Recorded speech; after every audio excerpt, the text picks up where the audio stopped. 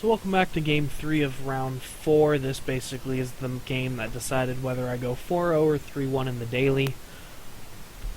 Obviously I wanted to go 4-0, so I was pretty intense in this game. Here I saw a hand that I would probably keep this almost any time. I have the Wear Tear in case he does play a Chalice on one. I have a Probe to see what's up, I have a Thought Scour to actually start cantripping, and I have a Bolt in case something gets scary or gets a cranial plating on it. So I keep this, because this is about as good as a hand as I could ask for. Fetch an island, cast Thought Scour. Let me get the graveyards open so I can see what I mill over. I mill over a Grape Shot and a Pyretic Ritual. This is a matchup I've played a lot because a buddy of mine had Affinity built and we played about 20 games in half an hour because the games just went really fast. We either killed each other on turn 3 or we didn't. He had a reasonable draw with a Mem Knight and a Signal Pest, so I'm taking some damage. So here I decide to probe him and see what's going on. I see a Wear Tear for my Ascension, a Grafdigger's Cage to just destroy whatever I'm planning on doing, and a cranial plating. This hand is about one of the most hateful hands I have ever seen out of Affinity, excluding Choke and Thoughtseize on turn 1.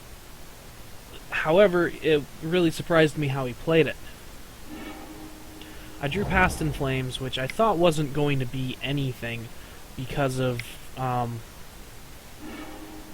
Grafdigger's Cage. I cast Thought Scour, flip Manamorphose and Ritual. And then I pass the turn back. If it was me, I would have just slammed the cage hard enough to break Moto. Instead he plays Plating and attacks me for 2. In my opinion, he threw away the game right there. So what I do here is I fetch a Steam Vents, tapped, and I just pass back. Because I don't think I can kill him. I'd have 1, 2, leave me 4 mana. I don't have enough mana to actually kill him. That's why I just passed. Springleaf Drum, Darksteel Citadel, equip the plating to make it a 7/1, which is huge. Attack in for 8. I don't know, like, I understand he's keeping the Signal Pest back for the Springleaf Drum. What baffles me is after hitting me for 7, half my life total, putting me down to 7, he just passes. He doesn't do anything, he doesn't play the cage. I don't understand. If he had hit me for 8 and put me to 5 or 6, I would have died this game and I would have lost. Here I draw the next ritual, so I cast Pyretic Ritual and then I splice Desperate Ritual. Or no, I don't splice it that time. I probably should have spliced Desperate Ritual that time, but I think I was trying to save blue.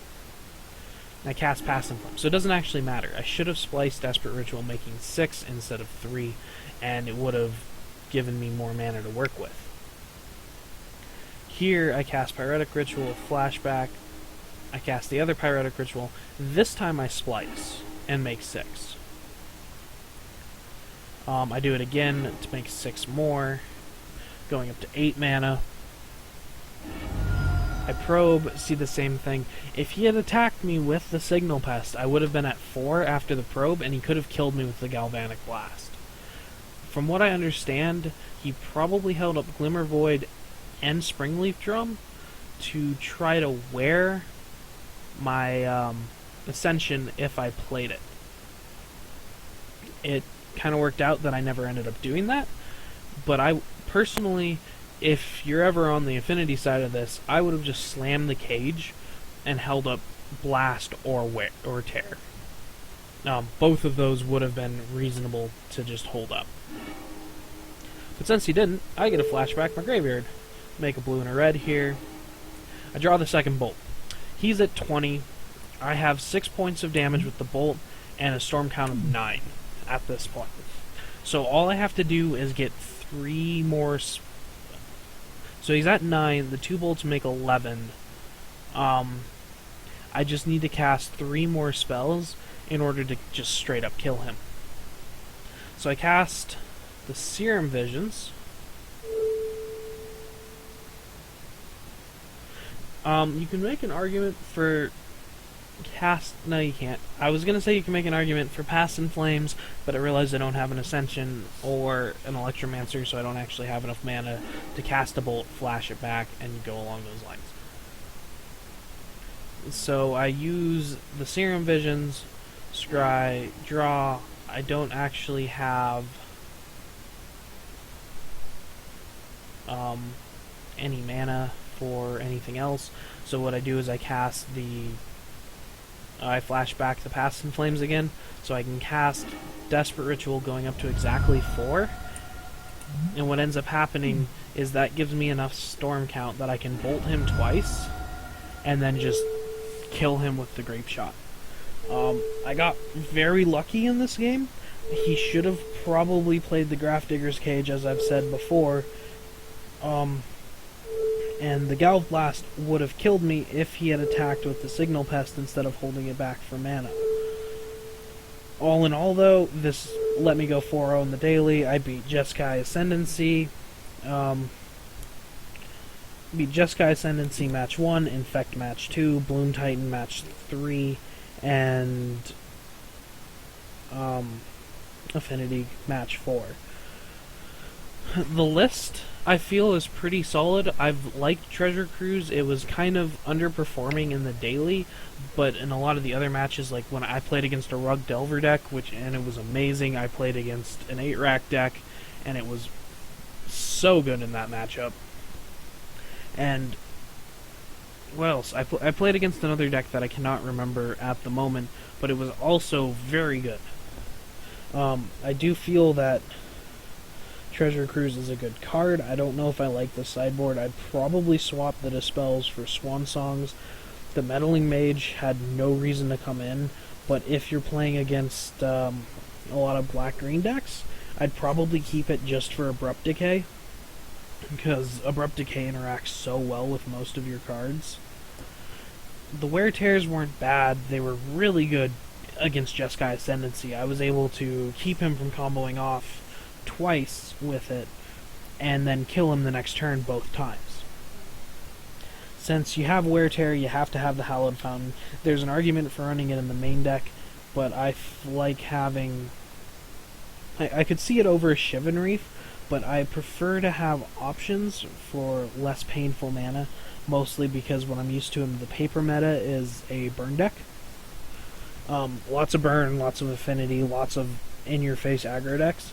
So, in the paper meta, I'd probably keep it in the sideboard. Online, I'm debating putting it in the main deck.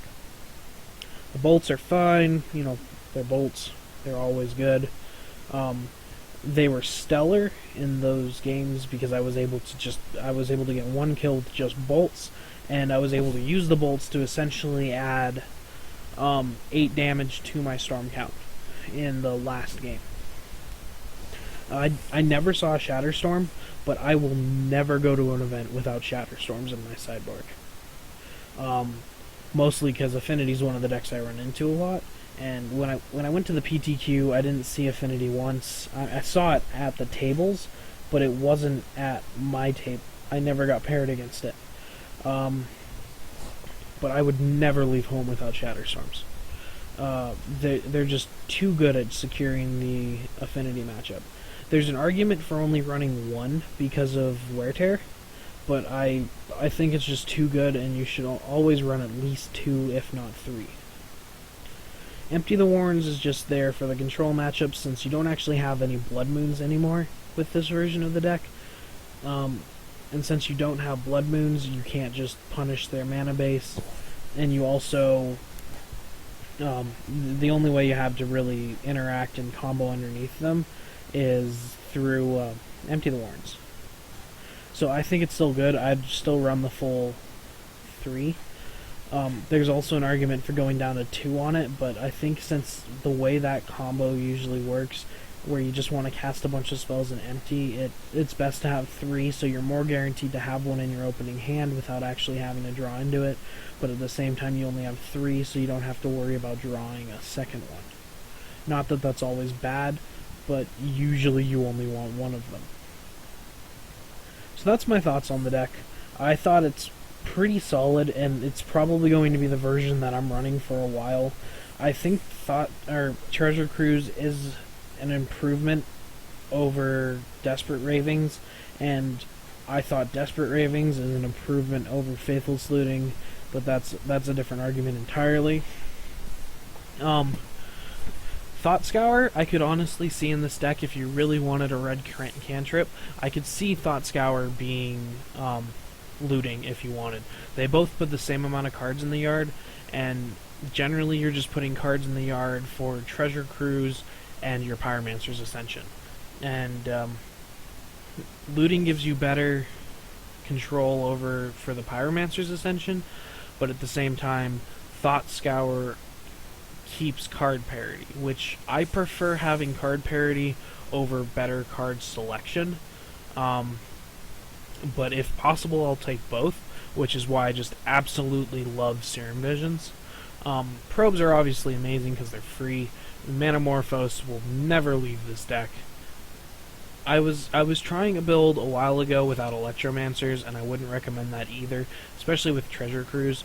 Electromancer's great because if you have it out and you want to cruise, one ritual will make 4 mana for it, and then with the Electromancer reduction, it only costs 3, and a 3 mana draw 3 is not bad in this deck, especially if you can get an active Ascension, because then it's a 3 mana draw 6, which I would want to be there no matter what deck I'm playing. But yeah, that's my thoughts. I hope it wasn't awful. I don't generally make videos. I do stream every once in a while on the daily. It's the same username as this, but on Twitch. I won't be streaming for almost a month because I'm going back to the house with crappy internet, but I might still make videos because that's still an option. I just don't have the bandwidth to stream. So yeah, hopefully you enjoyed it, and yeah, have a nice day. Enjoy playing the deck.